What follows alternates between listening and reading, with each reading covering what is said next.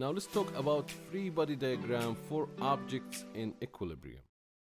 You know, in many cases you have an object hanged on a rope. The object will resist a little bit and swing the forces back and forth. Eventually it will settle down in a certain position in the air. That certain position, we call it the equilibrium position of that object.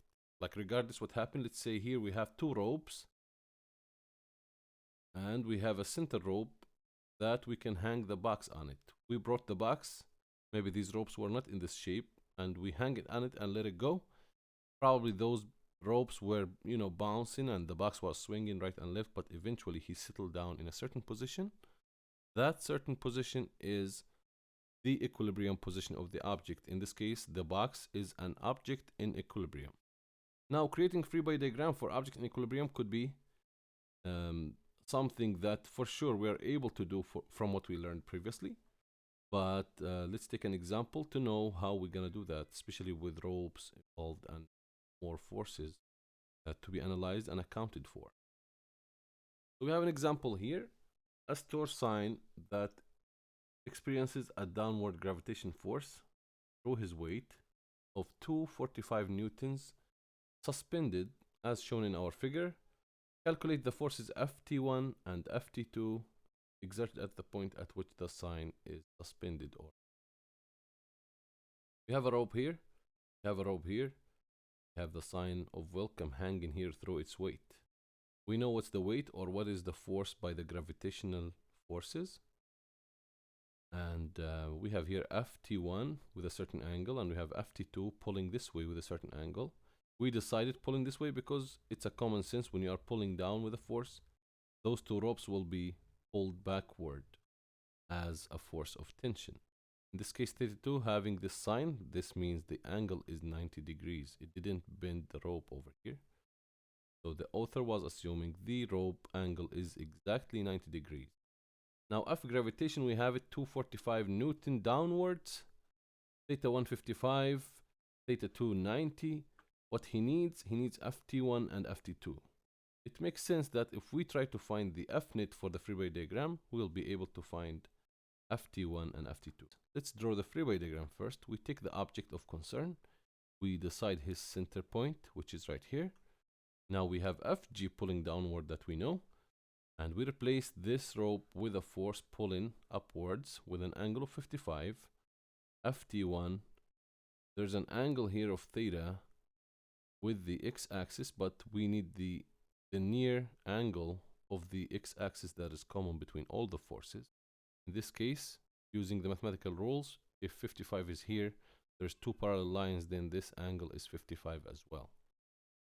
For the Ft2, there's no angle. Ft2 would equal a certain value. So if we want to say Ft1, x component would be Ft1 cosine the 55. But it's pointing to the left, that's a minus sign. For the Ft2, it's pointing to the right hand side of the x-axis. That would be just Ft2.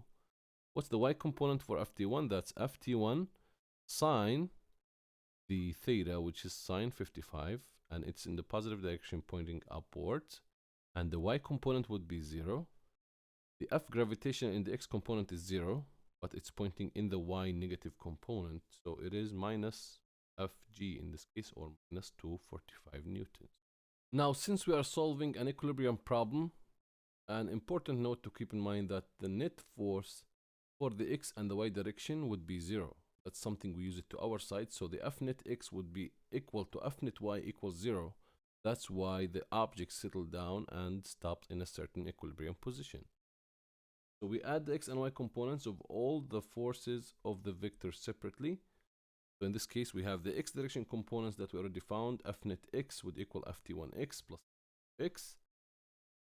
That would be 0 equals minus Ft1 cosine 55 plus Ft2. Case Ft2 equals Ft1 cosine 55 by rearranging those. The y direction, F net y equals Ft1y plus Fg gravitational force. Then that means 0 equals Ft1 sine 55 plus the minus F gravitational. Rearrange everything. Ft1 would equals Fg over sine 55. We know Fg and sine 55, so it's 245 over sine 55. And this case, we found ft1. Compensate this value over here so that you can find ft2. So ft2 would be 245 over sine 55 multiplied by cosine 55, and that would be 299 newtons for ft1, and for ft2 it would be 172 newtons. And we can see that the direction of ft1 measured counterclockwise from the positive x-axis is 180 degrees minus 55, which would be on an angle of 125. So ft1, we said this angle is 55, but what's the rest of this angle? So that we can say relative to the positive x-axis, the angle of the vector ft1 is this much. We have 55 that will continue on 180 minus 55 would be 125. So ft1 magnitude is 299 newtons, but the ft1 direction would be 25 degrees, and that would be our final answer.